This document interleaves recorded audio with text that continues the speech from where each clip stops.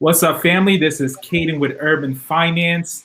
I am here with Minister Zumbi right now, and one of my other brothers, Seiko, is going to be joining us, and we're going to have the conversation today. Why is the Black community poor, or why are Black people poor in general? And so I just, love the work that brother Minister Zumbi be doing out there.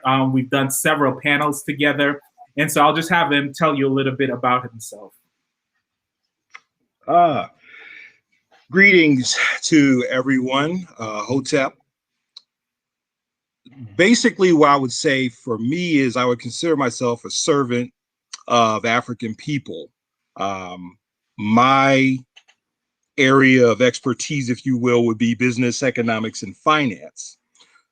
Just recently, in February of 2021, I published my first book, which is called GOAT.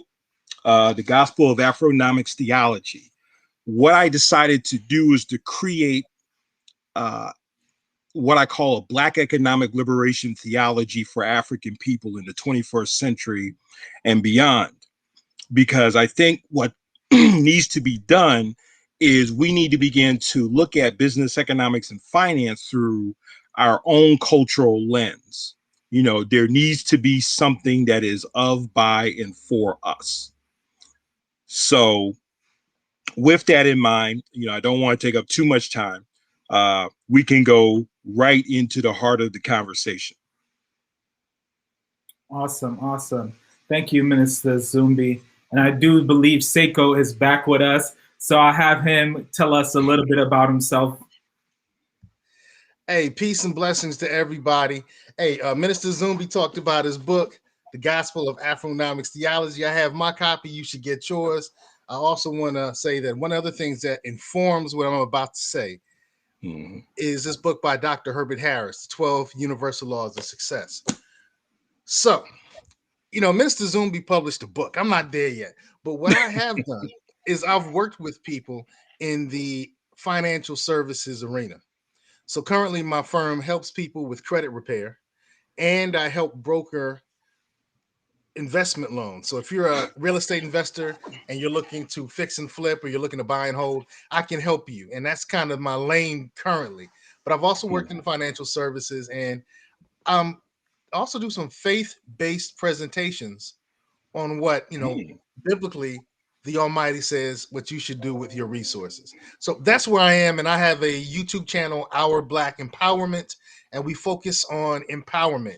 I say get on code, and our code is empowerment. Everything that you do should be empowering you. So get on code, teach the code, be a code keeper. Let's go. Awesome.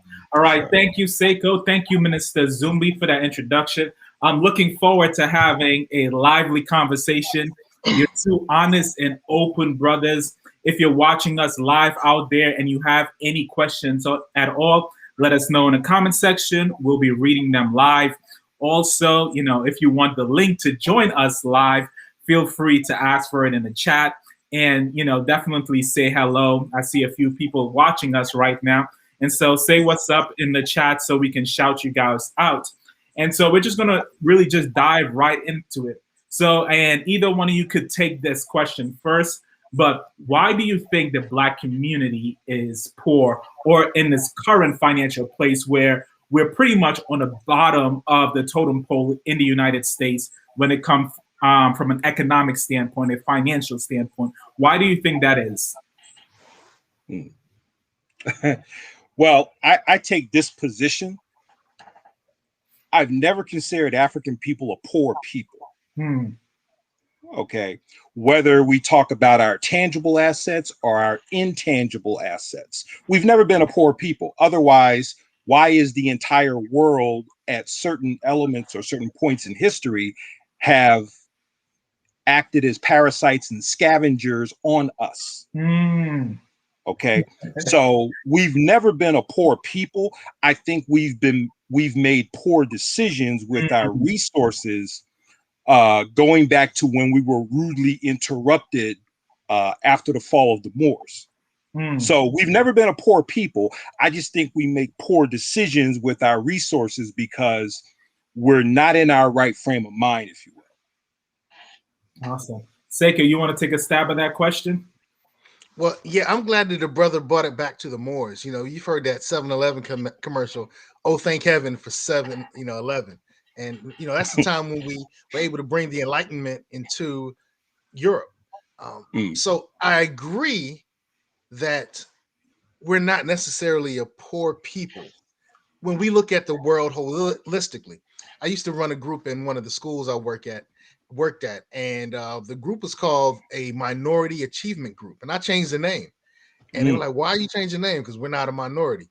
And they said, "Well, here." I said, "No, I have a worldview. I want our students to have a competent worldview, so they'll be ready for the entire world." And they're like, "Oh." And so when you take the worldview, yes, you know, we're not a poor people. When you look at what's happening in the United States of America, however, when you look in your pockets, my grandparents' pockets, my parents' pockets, my children's pockets, it might ring a little differently. And so here's what I would say. Because of some of the traumas and the limits that were placed upon people of African descent, indigenous people here in the United States, we weren't able to maintain the wealth that we created for a long period of time. And some of those behaviors became habitual. And so, yes, we can really say that the United States of America is becoming a better place, it's growing, it's improving. You know, we can say those things. But there were the foundational blacks who were hampered, prevented, limited from maintaining the wealth they created. And that has kind of put us a little far behind some of our white contemporaries. And then others who came, like I know your family came from the islands, good brother Khaden. Yeah, Trinidad. Right. So the limits that the foundational blacks, you know, if you call them ADOS or you call them foundational Black Americans, whatever term you want to use, didn't necessarily impact you, although your family did deal with the racism and some of the limits. But the snatching of wealth, you know, stuff that happened in Tulsa, what happened in Wilmington, what happened in Atlanta, Georgia, what happened in Norfolk, Virginia, where wealth was developed, it was maintained, and then it was totally snatched. And the federal government and the state government and the locality said, "We ain't got nothing to do with that. So what? So sorry. Bye bye." That's how the cookie crumbles. You're not white. So those things have prevented our foundation. So truthfully, within the last 20 years, blacks in America, whatever, you know, with a mixture of, you know, the incoming, the foundational, we are building a new foundation now. And so the question says, what does this have to do with today? In the last 20, 30 years, we're starting a foundation that was stripped from us. So Lawrence Gonzalez. So Gonzalez, last name Gonzalez. So family either Caribbean or Spanish Caribbean. Right. So if your forefathers, when they came here, they didn't have their wealth stripped from them. They may have come from poverty from whatever country you came from, but their wealth wasn't stripped from them. And so within the last 30 years, when he asked the question, what's it have to do with today? We're building a new foundation now. Right. And so thank you, Seiko, for that comment and question. I think that was beautifully explained. I do have some not I don't want to say challenge or critiques, but I like to enhance the dialogue. And so with Lauren's question, you know, I love Lawrence the way that he asks questions and in terms of always in a challenging way to be frank about it. And so thank you, Lawrence, for your question as well. I want to first touch on what you mentioned about the Caribbean aspect of things, because I do agree, and Lawrence is giving a clarification of his background. The Caribbean aspect, and I've always said that if you read history books, you can see the nature of the differences between how people from the Caribbean were treated in America and how people that were native to America was treated.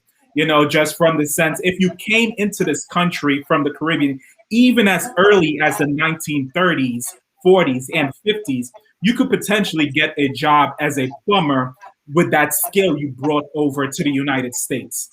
And the white American who would not hire a Black American for a job as a plumber would probably give it to someone from the Caribbean, knowing that they were not natively American. In addition to that, that same white person, you often had to be and I'm forgetting mentorship in order to be a plumber. And since Black people weren't mentored by white people who formed created unions to keep them there, they weren't able to get certified and become a plumber. But if you came over from the Caribbean with that skill, you can get a job. And so, you know, I do understand the historical differences there, Seiko, and I totally agree. Even from a cultural standpoint, different aspects of the culture that transition from the Caribbean here with us, like susus and those type of things. In the city of Boston, there's a great number of Caribbean people who own their own homes, who bought it when homes were dirt cheap in the 90s and 80s by doing credit association susus, and now their home is worth $500,000, $600,000, $700,000 today. And so that continuity of knowledge doesn't necessarily get passed down as much when you have someone just stepping on your neck the whole time. But also, to bring it back to Lauren's question, one of the things I really want to talk to, so I always like to bring the history into it because it adds color and perspective. And then so when we move from the history, we know it all influences today, so I will never deny that. But then the questions become, we get into the space of what can we do today? And I've always been of the perspective blaming or pointing the fingers, even rightfully so, at those that held us down or trying to hold us down is never necessarily going to get us where we need to get. And so, you know, you can jump. Okay, go ahead, Seiko. No, I think that Minister Zumbi, brother, I think there's some echoing happening. Can you mute for a second? Zumbi, if you can mute for a second, let's see if it continues. Okay. Yeah, brother Khaden, I just want to make sure you get a really high quality thing. So, yeah, Zumbi, it looks like you may have to mute when you're not talking because do you hear echoing now? No, it's gone. Okay. All right. All right. Well, I just wanted to interrupt to enhance the experience for the viewer. Okay. Oh, okay. Thank you. Thank you. And so, you know, like I said, I really like that. And again, thank you guys for your question. Keep the questions coming, you know, that really enhance, you know, the show. And it really, you know, challenges us, as I'll call us, a panel that is having a thoughtful and enlightening conversation on why is the Black community poor. And I know nothing that I said is new to you, Seiko or Minister Zumbi, but, you know, do you guys want to address the aspect of it as well? And that wasn't the initial question.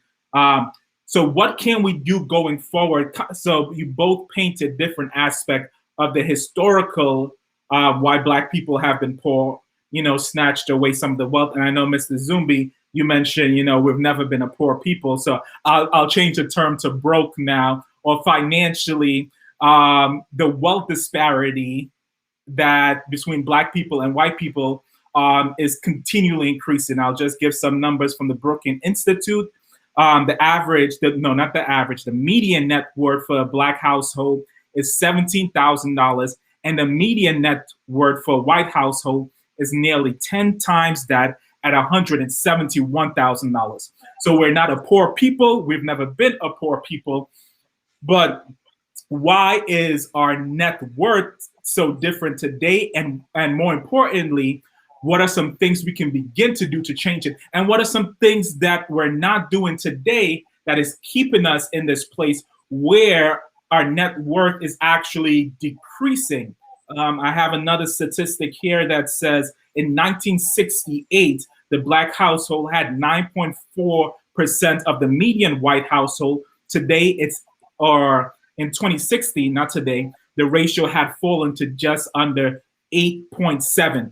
And so when we talk about wealth accumulation, the Black people, we're actually going backwards. And so I would like you guys to talk on that. All right, you want to go first, Zumbi, again?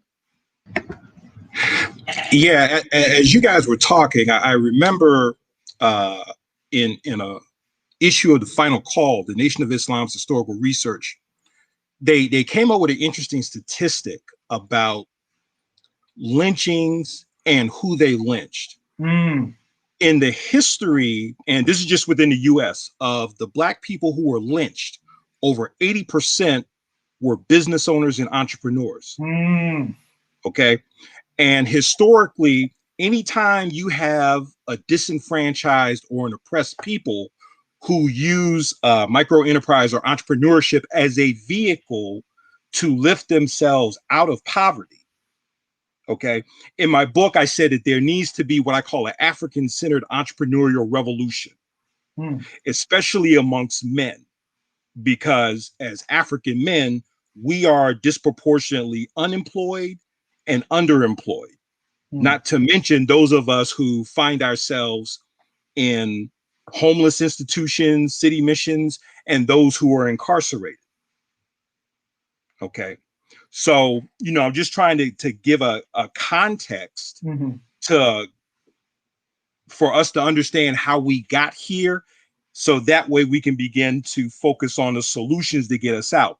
And I guess I'm kind of jumping when I talk about how there needs to be what I call this African-centered entrepreneurial revolution as a vehicle to move us forward, especially when we need to be the number one employer of our own people.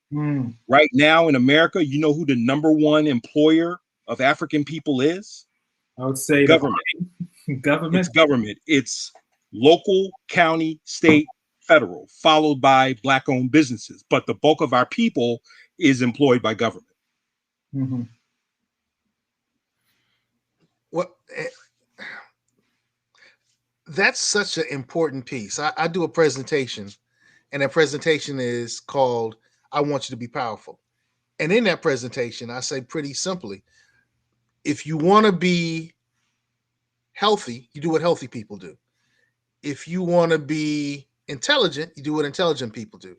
If you want to be wealthy, you have to do what wealthy people do. And so for the last 30 years, the message that came from Black households, whether they were immigrant Black or foundational Black, ADOS Black, indigenous, whatever term you want to use, was basically go to school, get a job, and stay there, and you'll do okay.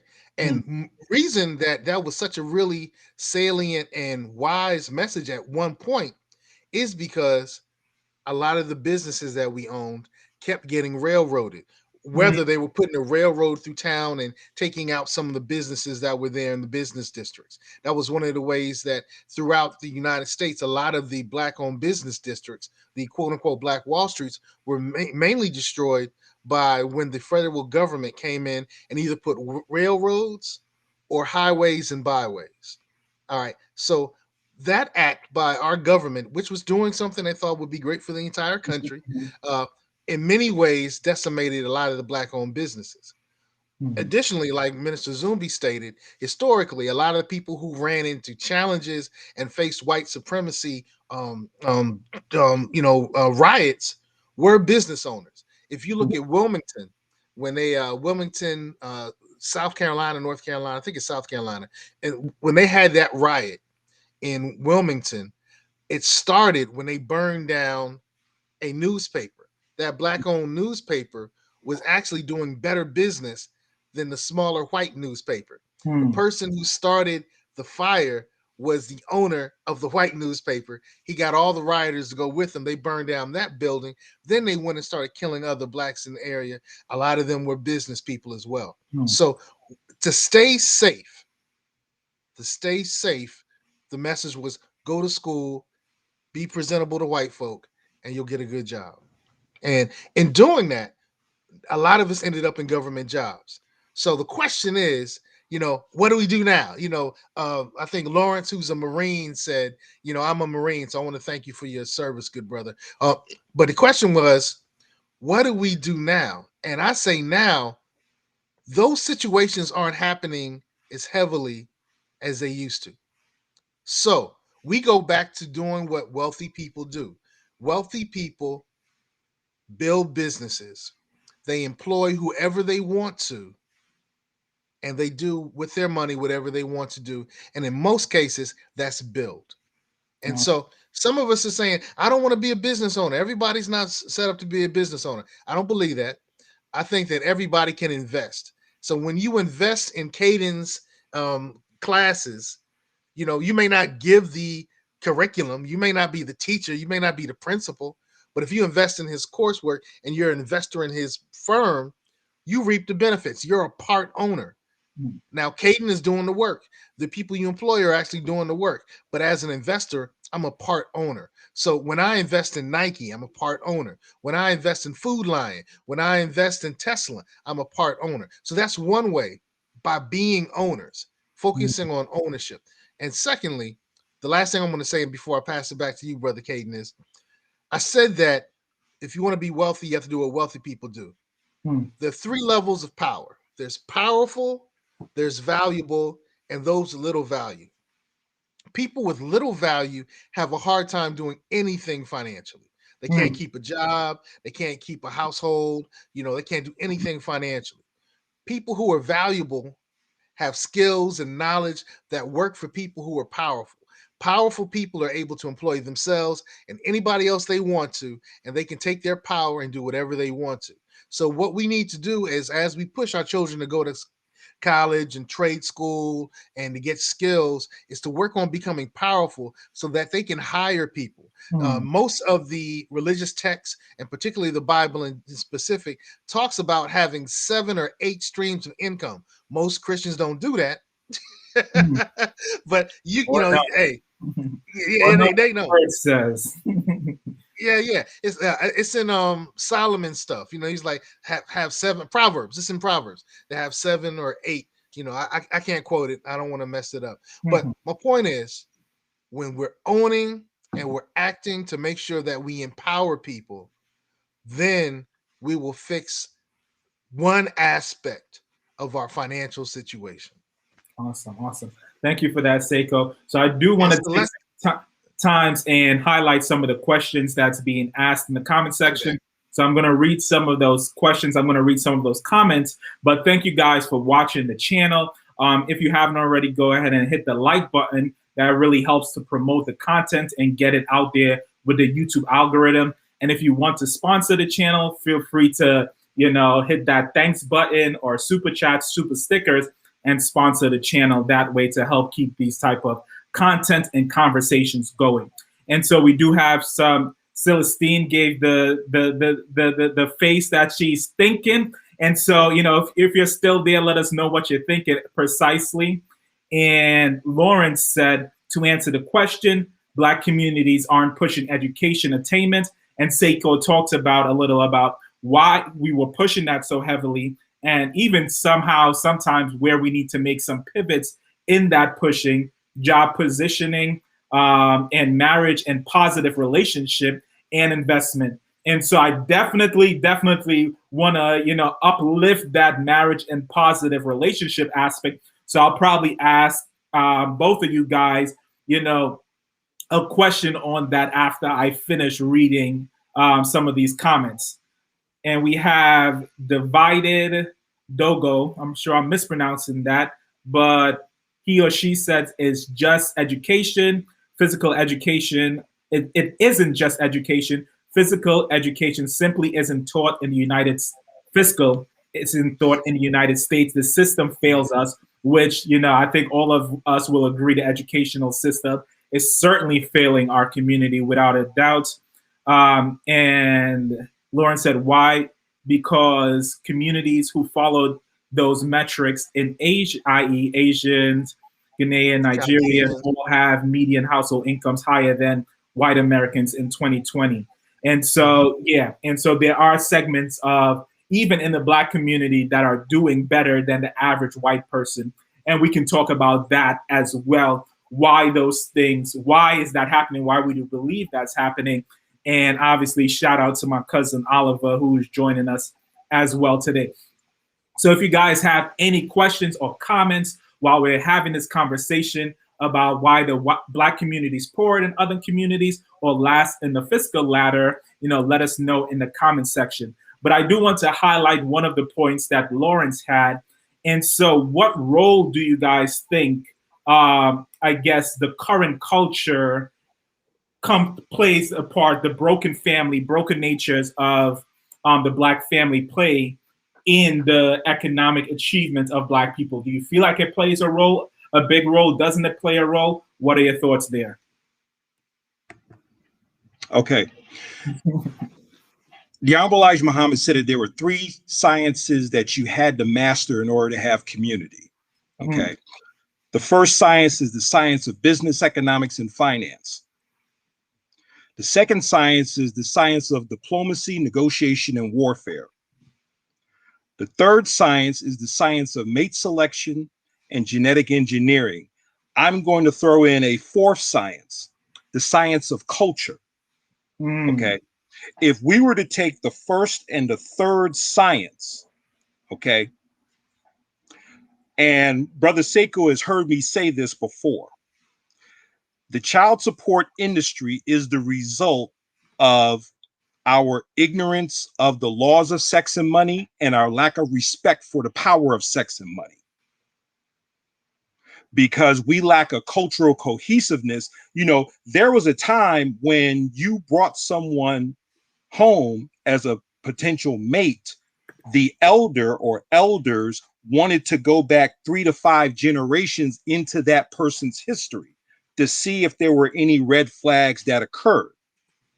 Okay, because cultural cohesiveness plays a significant role in building and maintaining multi-generational wealth. So there was a reason why you had to make sure that whoever you chose was on the same path and the same level as you. I think the term is being equally yoked. I think that the term is. So we really have to start getting back into, and I say this in my book, where any economic philosophy that we create or we embrace, it must be rooted in a nucleus of culture, history, and spirituality. And I can't emphasize that enough. Seiko, you want to take that question? Well, I want to do one thing very quickly, and then I want to answer the question. So I'm going to have to ask you to ask the question again. Okay. But Brother Gonzalez asked, or in one of his statements, when he said, these are the reasons why, he talked about that in the quote unquote, Black community, we don't push education. I want to kind of add a little clarity to that. We haven't done a really great job within the last 20, 30 years. Prior to that, a lot of these problems in the so-called Black community or in the ghettos are only 30, 40 years old. They're not long. They haven't been happening for over 100 years. Right. So, then we kind of have to look at what happened in the 70s and the 80s that really impacted our community. Now, so we can look at that. I just want to add a little clarity to Lawrence's statement. Lawrence, I think he was right on point. And once again, I thank him for his service to our country. So what was the question? I really felt that needed to be added. Okay. And so the question is essentially one of the reasons that is often mentioned for the lack of economic achievement in the Black community today is the fact that we have a broken family structure. And when most people say that we have a broken family structure, they typically are referring to the fact that, we have a lot of single mothers raising children. Now, I want to say before you even say anything, my mother was a single mother and did an absolutely amazing job raising her 3 boys. And I know there are a lot of single mothers absolutely killing it to raise their child out there to the best of their ability and have children that are doing amazing things in the world right now. And so much love and respect to anybody who's able to raise a family by themselves, because even raising a family with my wife, that is hard. And so I could only imagine how hard it is for any single parent, mother or father. But with all of that love given and being said, one of the things that people often say, and Lawrence was mentioning, is the broken family structure and that impact on economic prosperity for Black people. And so what impact do you think that have, if any? Well, I think that I'm not saying I think that. This is facts. Mhm. Hashtag facts. Families teach power, empowerment, and uplift better than any institution. Mm. So when you have a strong family, you're going to learn investing. You're going to learn real estate. You're going to learn how to maintain your community. You're going to learn how to maintain relationships. But if you don't have a strong family foundation, whether that's two strong parents, whether it's one strong parent, whether it's one strong parent with a really strong community around them, or it's two strong parents with a strong family community around them, whenever the family is the best and the first teacher. So when we talk about we don't have really strong families, that not only impacts us emotionally because daddy's not there or mommy's on drugs. It impacts us because the lessons that help empower us and pass on the things that promote financial stability aren't shown. So you grew up and you saw your family poor. And so some of us say, hey, I don't like this poverty. I got to do something about it. But others of us grew up and saying, oh, I see how to maintain and increase power. Mm. So those of us who saw somebody struggling, we're learning how to override that and go to step 2, while the other families are starting on step 2, step 3, and they're going to step 4 and 5, where they're building estates. Mm. Mm. So we're learning not to be poor. Other Mm. people are building estates. And that happens in the family. That doesn't happen in college. Yeah. That doesn't happen in elementary school, high school, middle school. That happens in the family. Awesome. Thank you for that, Seiko. And I would just say, let me know what you think if you're watching this live. Do you think the family structure plays a huge part in the economic attainment of Black people? Let me know a yes or a no in the comment section. Very quickly, I'm going to read Oliver's comment. He said, financial literacy is lacking in far too many of our households. In general, too many of us are still fueling the generational curse that continues by way of not investing more in ourselves and our communities as opposed to working to help and build. And so, thank you for that comment, Oliver. That is so true and so, so important right there. And so I guess drilling down on, I guess Lawrence had another comment, and his comment was, why aren't we merely copying the communities that are working? And so this is a very good question. Dr. Claude Anderson addresses in his book, some of the reasons why Black people can't just copy other communities. But I would love, in his book Powernomics, but I would love to hear, the two of your thoughts on it, and then maybe I'll share some of the thoughts he had in his book. Go ahead. Can I go first? I'll be short.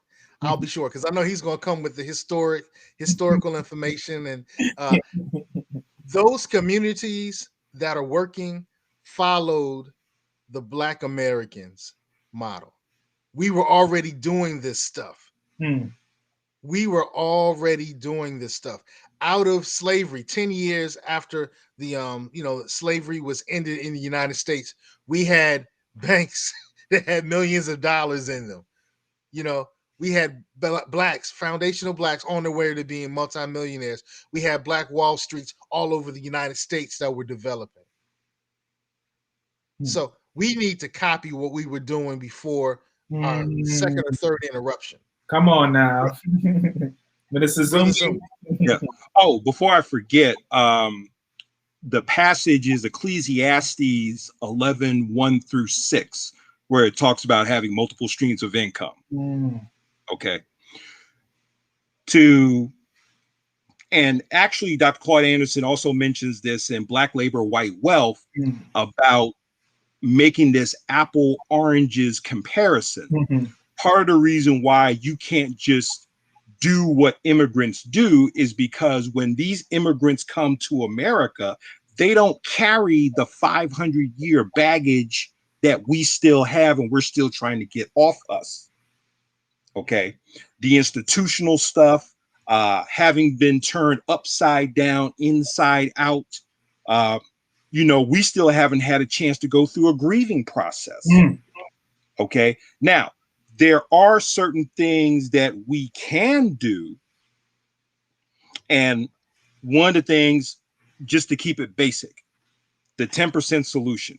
can we pay ourselves a dime out of every dollar that we get?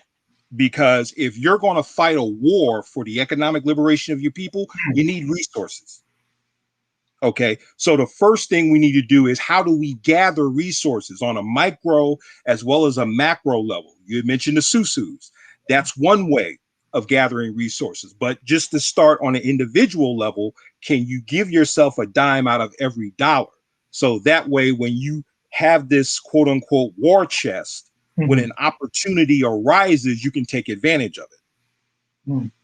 You know, so I just want to, you know, kind of get as grassroots as possible, so that way our Pookie, Ray Ray, and Junebug folk can get in it. No, I think that's awesome, and I think that's one of the misconceptions about, I will say, the Black American or ADOS or that community. Before I go into that, let me just read Don Johnson. Always good to see you, Don.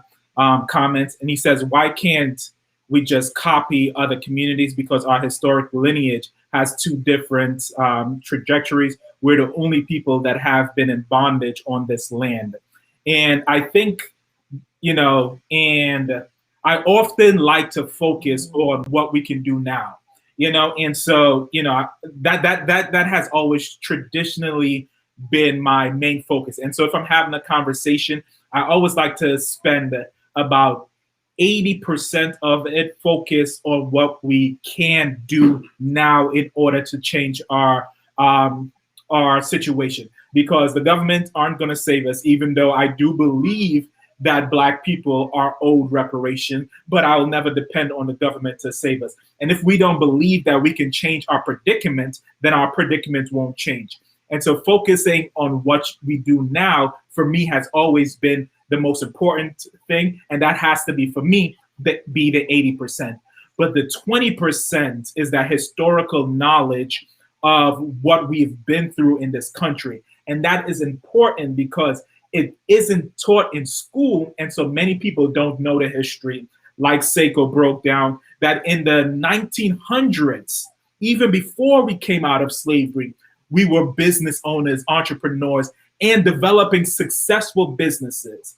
In North Carolina, Tulsa, Oklahoma, we were creating businesses that surpassed white businesses in those countries in the 1930s and 40s. You know, and so very early on, Black people were very successful business owners in this country before we even had any immigration from people of all across the different diasporas, Asians, and things like that.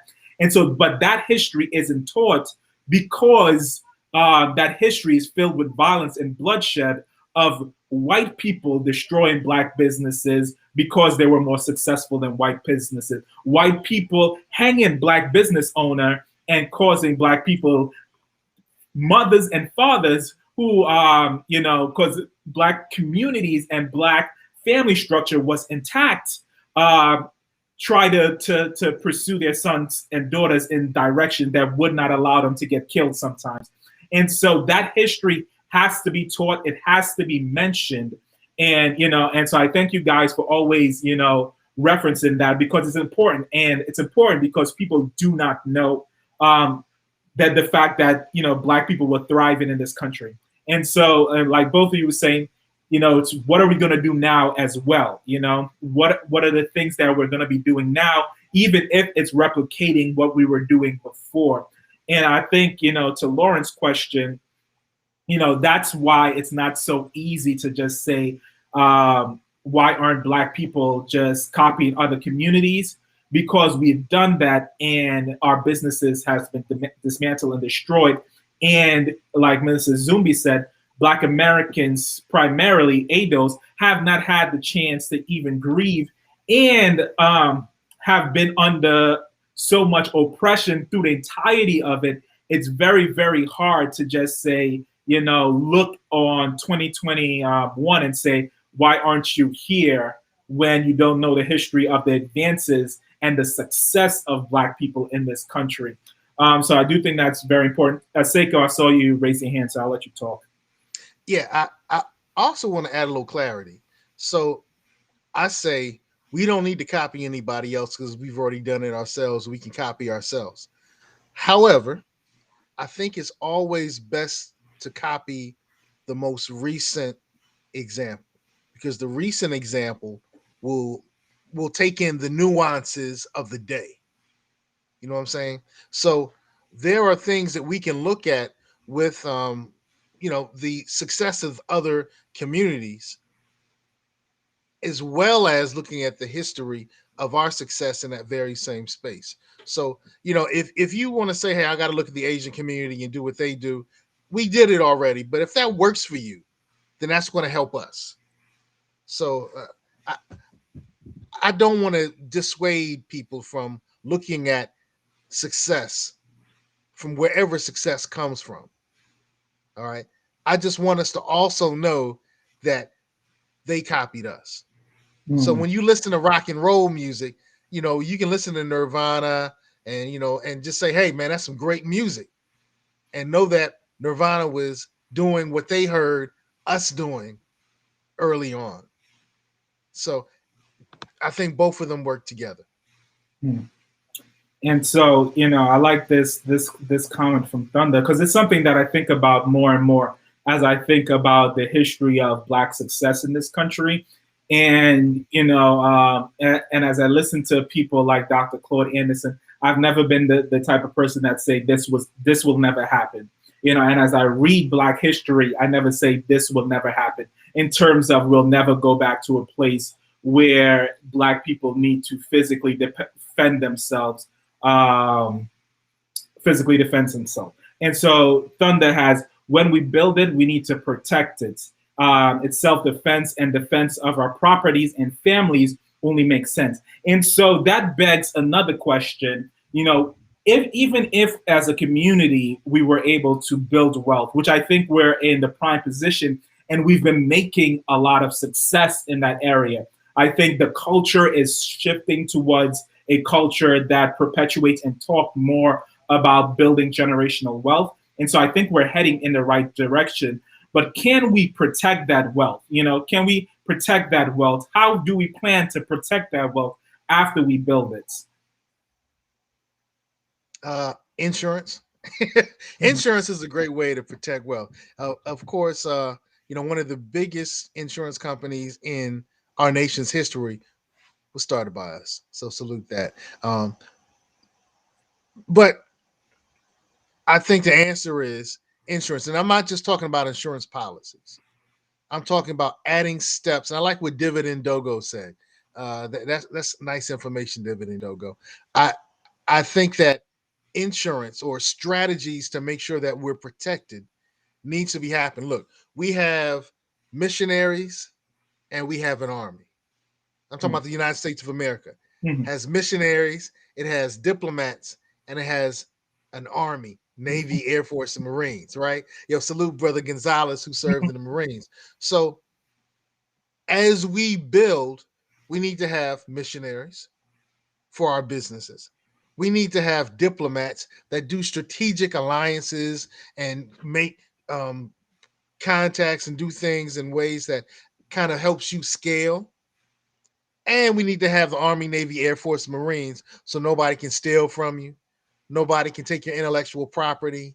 Your employees won't screw you over, and that you don't spend yourself, you don't spend the money yourself in a way that destroys your company. So I say we need to have our own missionaries with your business. You need to have your own diplomats, and you need to have your own military. And if you take that approach, as we build businesses, as we build communities, and starting off with building families, I think we can help enrich the situation that we're experiencing now. Minister Zumbi, how do Black people help to protect the wealth after they build it, even in this country? It's interesting because I've been studying a lot more military science along with economics for this reason. There's a lot of Navy SEALs who are retired who are now becoming business consultants to Fortune 500 companies and others. And even Attorney Alton Maddox in New York City is saying that when you engage in business, economics, and finance, you must study military science. Case in point, when we start a business, we always start a business individually, as opposed to others. When they launch businesses, they take a cartel mentality. Okay, so say for example, when you look at a Subway, you look at a Starbucks. I remember 20 years ago, all of a sudden they had this cartel mentality where they were taking out their competition. Subway, they took out Quiznos, they took out Mr. Sub. Starbucks, they took out the Coffee Beanery and all of the other local. So it's warfare. Okay, and we have to begin to take a very militaristic approach, because look at what's happening now. When you look at the white population in a negative birth rate, okay, for every one white person that dies, there's 6 that'll never be born. And when you see a people who are on their way out of power, they're going to become more and more vicious because they're more and more desperate. And they will do anything and everything, including sacrificing their own to maintain power. So that's why I said when you begin to study business, economics, and finance, that military science has to be a part of the equation, whether we're talking in a physical sense, in terms of securing our physical neighborhoods, or as Brother Sekou says, put things, asset protection, if you will. Okay, and the weapon that we talk about with asset protection, and Sekou, you know this well, corporations and trusts. This is what rich people do. Okay, they never put anything in their personal name. I call it the Rockefeller rule, where it says you own nothing on paper, but you control everything through corporations and trusts. No, that's beautiful, man. That's beautiful. And I just love the military science aspect of it. I was reading Kwame Ture's book, and one of the things he talks about in the book was guerrilla warfare. The aspect, and talking about, not to get into politics, but the whole Afghan situation. This idea of guerrilla warfare, where you're not even, you have a decentralized, probably attack pattern to some degree. And so it is to say that, most corporations have plans to eliminate the competition.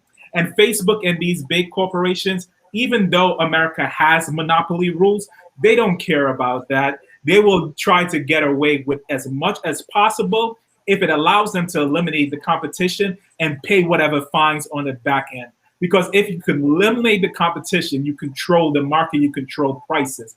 And so I just love that idea of the military science behind businesses.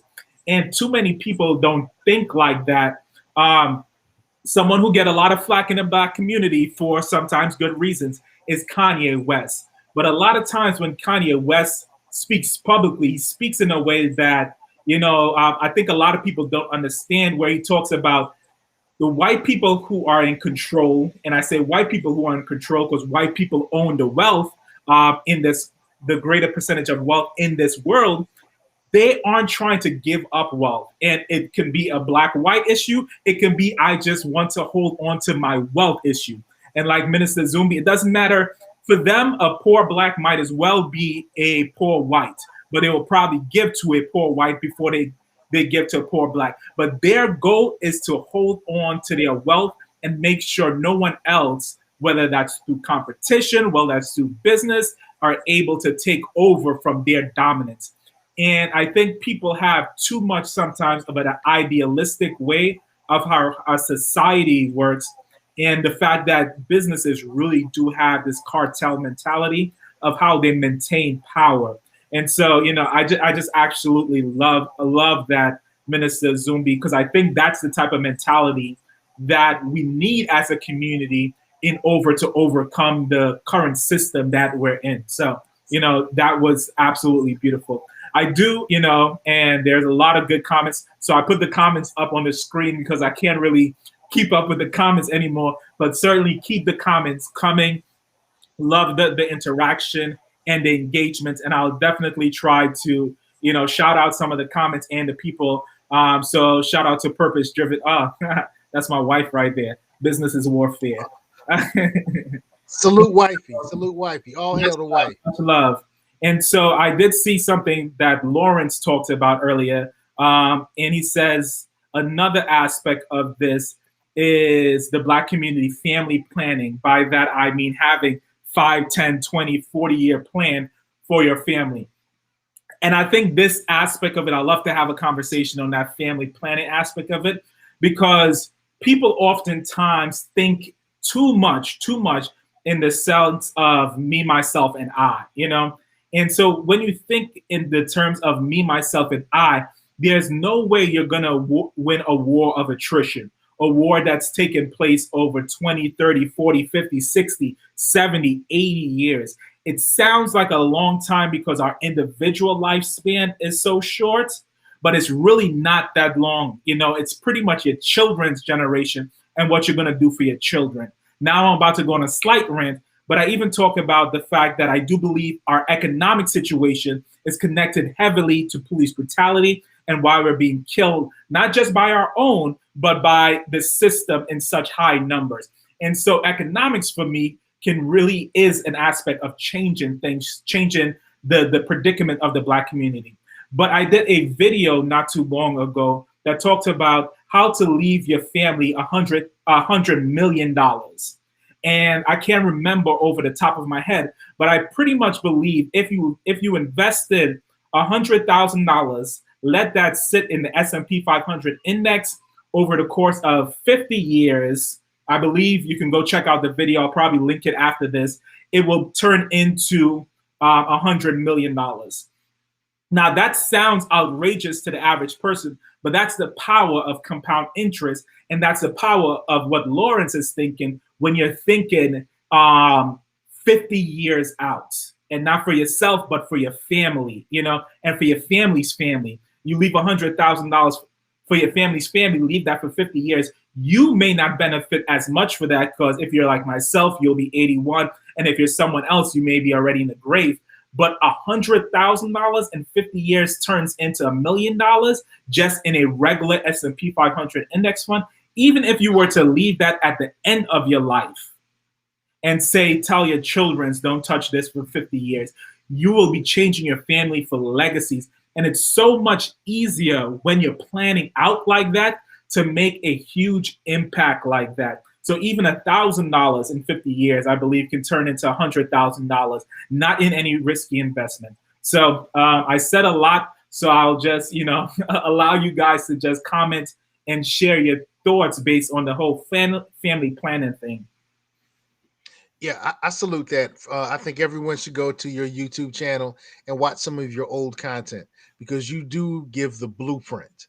You do give a lot of solutions, and your advice and your guidance are your experiences. So that's one thing I really like about your channel, good brother. The family planning, I love it. I love it. My family does it. We intentionally make plans for 5, 10, 15, 20, 30, 40, 50 years. I may not be here 50 years from now, but I was a part of the plans that are going to help guide my family. And one of the things that really made me understand the power of that level of planning is I was in a mentorship program, and one of the mentors was buying a property. And he said, Seiko, you might want to look at buying the other property on the other side of the street, and we'll turn both of our properties into rental income. And I said, well, that place looks really torn down, man. I don't know. He said, go to the city, go to this room and ask for this document. That's all he told me. Go to the city, go to this room, ask for this document. I followed his directions. That document was the city plans for 50 years. And I was like, what? They have plans for the city 50 years out? And they're like, oh, yeah, well, would you like to look at the 10-year plans? They're easier to read. 10-year plans? Whoa. Elijah Muhammad talked about 100-year planning. So when I saw that organizations and entities like cities make it their business to plan 5, 20, 50 years out, if I want to have the same level of long-standingness, longevity that a city does, if I want to leave a strong legacy like a city can, we walk around with our cities on our back. Kanye West always is repping Chi-Town. You know what I'm saying? Jay-Z is always representing Brooklyn. I do too. Salute to BK. Brooklyn is a blood type. So we represent our cities. Hey, salute to Beantown, Boston, right? That's where you are. Yeah. So we represent our cities. Let's represent our families. And one of the ways we can make sure our families have that strong level of support is by doing that family planning that, Brother Gonzalez talked about. Thank you, brother. Yeah.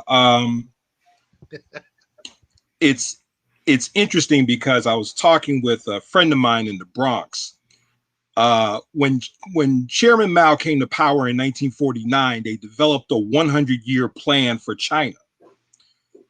When I wrote my book, and right now I'm writing a savings journal to go along with it, I took that concept and says, if I can get Black people to think just in 90-day windows, okay, like a challenge I want to throw out to Black folks is, can you save $1,000 in a 12-week period?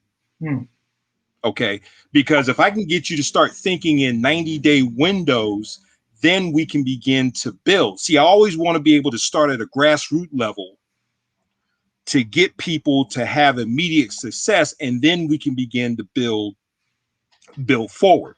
Okay. Brother Sekou, do you have a family constitution? I know you were talking about family planning, but do you also have like a family constitution that governs that generational wealth? Are you talking about an estate plan? That's another way to similar to that. Right. That's another way to say, Brother Khaden talked about tell your children to do this with, the resources.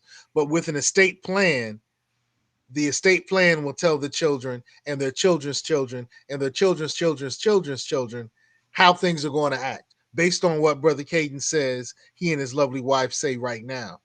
So that's one strategy. So I would, and I don't know if this is similar, but I think it's relevance, Minister Zumbi. But with my family, we started about 3 years ago, I want to say, a family bank. And, that family bank was using the Rockefeller principle. And within that family bank, we created 10 rules that governs the family bank. And so, the family bank is primarily for family members to be able to borrow funds, either to pay off high interest debt, start businesses, or just someone who may come into a shortfall, loss of job, especially what just happened with COVID-19. And one of the things it's the for us was the prioritization of small amounts, but consistent over a long period of time. And it's this idea that it doesn't have to be, you don't have to be contributing $1,000, every month.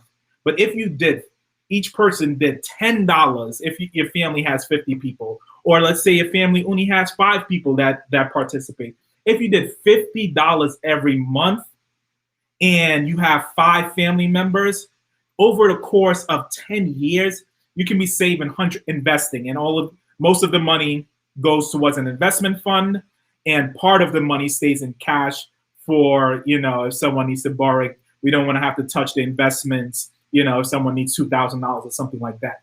But it's that idea of, a little over a long period of time, getting people to think all 50, 100 years out, so that your grandchild will be set after you're gone. Your great-grandchild will be set after you're gone. Your family won't have to go to an actual bank in order to borrow funds, but they can borrow funds at a 0% interest from our family bank. And so there are 10 principles that govern that family bank, including one that says that the rules can be changed with a three-fourth majority of those that contribute towards the family bank. Now, anyone can borrow from the family bank, but the people who set the rules are the people that contribute towards the family bank. And I thought that was important because those people are the ones I would say are most responsible and are most committed to it. And so, family constitution can be kind of something similar like that. That's what came to my mind when you mentioned family constitution. Hey, man, I love that, brother. Is that one of your videos on your channel? How you develop that? I may have done a video about starting my family bank. I'm not 100% sure. Okay, well, go ahead and do another one and say how things are going so far, man, because your channel, and if you haven't checked out the Urban Finance channel, you definitely want to subscribe to it. Check out all the content there. It's beautiful. Check out his Twitter stuff. I mean, you're dropping the gems, man. Success leaves clues, and this success is leaving you a YouTube and a Twitter page. So check that out. Check that out. But Minister Zumbi, you were saying some stuff, man. Go ahead with your stuff, man. Talk that stuff, man. Talk that stuff. Because as I was listening to the dialogue, one of the things that came up is we're actually talking about building institutions at a micro level with these, family constitutions, these family banks. And this is one of the things that the Honorable Marcus Garvey and Dr. Clark and even Dr. Amos Wilson were saying to us, is that we need to be in the business of building institutions that will outlive us. Okay. And Dr. Naeem Akbar says that beautifully. If you read New Visions for Black Men, he says men build institutions. They don't go looking for jobs because you can't bequeath or inherit a job, but you can bequeath or inherit an institution. You see? So just the fact that we're working on building institutions at a micro level is already putting us ahead of the game. Awesome, man. And so, I try to be respectful as possible to everyone's time. And so I know we're already after the hour mark, and I think I'll definitely have to bring you guys back all because I thoroughly enjoyed this conversation. And I think we have, even more things to tease out in this topic and around this topic. I thank you, everyone who is watching live right now. I'll probably wrap up with, if anyone in the comment section or watching live have any questions. If you haven't already, go ahead and smash the like button for the YouTube algorithm. I see a question from Thunder now, so I'll try to read through some last questions or comments right here. And I do have, maybe one or two more questions for you guys, and then we'll try to wrap it up just to be respectful of your times. Definitely, love to have you guys back on the channel to chat more about this because it's so important. Thunder says also when you have a newborn baby, you can set up an account with a Treasury Direct. You can put 1% of your pay into this account, and then when the child becomes 18, gets a nest egg to start off with. Yeah, no, and that's so important. And I do a lot of videos on my channel about the power of compound interest because it is so powerful. To save a little over the first 18 years of your child life is so significant. I try to be transparent about everything that I do because I believe that that's one way to show people that I'm living what I'm talking. And so even for our 17-month-year-old, we do have a 403B plan for him. And right now, I can dip in and check how much it has, but I believe it has over $5,000. And so, we may have another kid, or, we'll see what the good Lord provides us with. But before he's 10, just based on compound interest, we'll have enough in there when it compounds to have about $200K for his college fund. And so better act right. The power of compound interest and starting my planning for my son from the time we got his Social Security. As soon as we got that Social Security number, we created a fund for him. In addition to that, we also have a regular account for him that we put any gift that he gets from someone in terms of financial gifts goes into his personal investment account. So us as his parents is covering his education, but if he gets a gift from someone, that goes into his personal fund. That maybe when he's 12 he'll touch it, or maybe when he's 8 we'll start showing him, or 5 or 4 or 3, because I was reading financial books to him while he was in his mother's belly.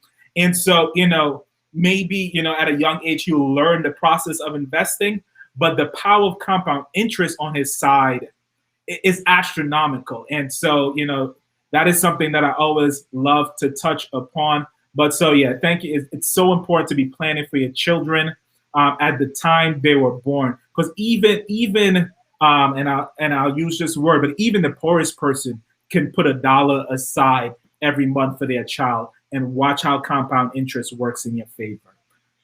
Look at, I don't know how to say, look at God. Look at God. Won't he do it? Won't he will?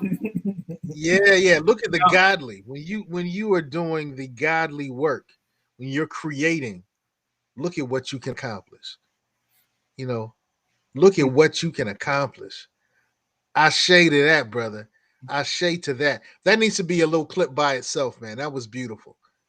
Oh, well, thank you. And so I say, hey, your son better not act up. I know, right? I know. We'll see how it goes. We see how it goes. And so I'll let you guys have final comments. You can say how I guess promote any content that you want to promote, your books, your channel, and just leave the people with any words of wisdom. There's definitely some questions about investing and things like that we didn't get to, but I do want to be respectful of your time. But I'll definitely have you guys back on so we can continue having the conversation. Before we started, me and Minister Zumbi was talking about a few things that I think we need to talk about on the channel as well. So just looking forward to continually engaging with you guys. Thank you, Minister Zumbi. I still have, I purchased your book. We talked about this, but I purchased his book at the beginning of this show, and I'm looking forward to reading it. The last I guess panel we had was on Seiko's channel, and I'm looking forward to reading those 10 plans, 10 bullet points that you went over in your book. It just expanding your knowledge. But I'll shut up. I'm a preacher. I like to talk. I'll let you guys say what you got to say, and however order you would like to. Okay. One thing that I really want to emphasize, regardless of whether you're an investor or an entrepreneur, true wealth is always developed by creating and increasing value in the market. Okay.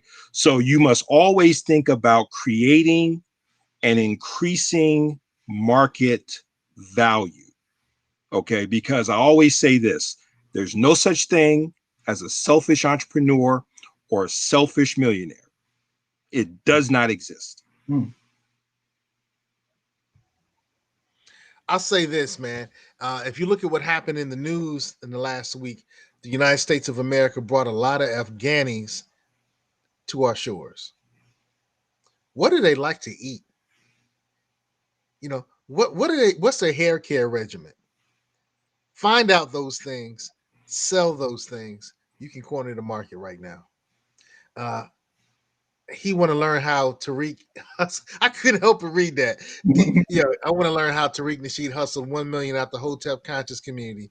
I got student loans to pay off. Okay, he provided a good and a service and a product, and those who like his products paid for his products. Those who like his vision for this hidden history museum, they invested in it. I gave $50 myself. Okay. Was I hustle? No, because every time I bought one of his DVDs, I don't like everything he says. I don't agree with a lot of the stuff he says. But I like a lot of the stuff he says. So, it was worth it. So I've gone to the conference. I learned some stuff. So he's not hustling. He's selling a product, selling a service, selling a vision. Those who bought into the vision funded it. But if you want to say that he's a pariah on the community, that's up for debate. So my last statement though is Get on code. Hold on. I don't even know who Tariq Rashid is. Can you say who he is? Okay. Just for the clarification, because I'm sure other people out there probably like me. I was like, I don't know anything about the situation. All right. Tariq Nasheed is a content creator who created hidden. Oh man, hidden is Hidden hidden colors. something hidden colors. Yeah, I read one, right. 2, and I watched 1, 2, and 3. Yeah. So he created Hidden Colors 1, 2, and 3. He also had the 1804, the Right. stuff on Haiti. He had his newest documentary is called Buck Breaking, Yes. and that deals with how Europeans here in the United States of America often use sexual violence to control the enslaved Africans, and how that may have impacted the community at large after the enslavement process ended. So some people love him, some people hate him. Some people like me, I take the good for the bad. I've actually shown Hidden Colors 2, 3, 1804, and one of his other ones in movie theaters. We rented out the theater, we sold tickets. So I've profited with Tariq with his content. So I have to give that that transparency. You know, so I don't call him a hustler. But there are a lot of people in the conscious community who call him a hustler. So let me end with what I wanted to say. Get on code, teach the code, keep the code. The code is empowerment. So everything that you do, try to make sure it empowers you. What you eat, make sure that it empowers you. What you read, what you consume in your ears and eyes, in entertainment, make sure it empowers you. What you do, you donated $250. Okay, good stuff. Whatever you do with your resources, your financial resources, make sure it empowers you. So I say, get on code, teach the code, and keep the code. And we have a lot more to talk about. This was a beginning conversation. I truly appreciate Habisha King. I appreciate Thunder. I appreciate Holly Serpard. I appreciate Lawrence and everyone else who tapped in with comments. We appreciate your energy, your ashe that you gave us. We took your ashe and we made it more valuable. And hopefully this time you spent with us today has become more valuable. So go out and help somebody else become more valuable. Awesome. Thank you for that, Seiko. I'll say that, I appreciate you, Mr. Zumbi. And like you said, I appreciate everyone that tuned in, left comments, or just joined us here virtually. You guys make this possible. As always, thank you for hitting that like button. It really helps with the YouTube algorithm. I did look up who Tariq Rashid is, and I do know who he is. And so I probably just didn't know his name. But I would also say on a similar note to that, Dr. Umar Johnson. I have contributed to his Frederick Douglass Academy because I think it was a beautiful idea, and I know that there are a lot of cynics out there, but I generally felt he wanted to have this academy.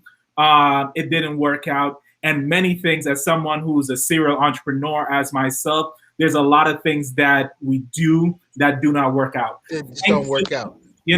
Thankfully that, things that I've done, because it wasn't with other people money, I haven't received the heat or the hate. It was just my money that was lost.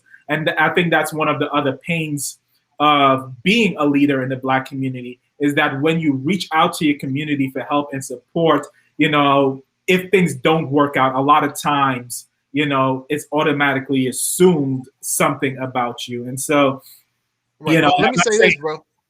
Go ahead. Say this. I also contributed to the Frederick Douglass Marcus Garvey Academy.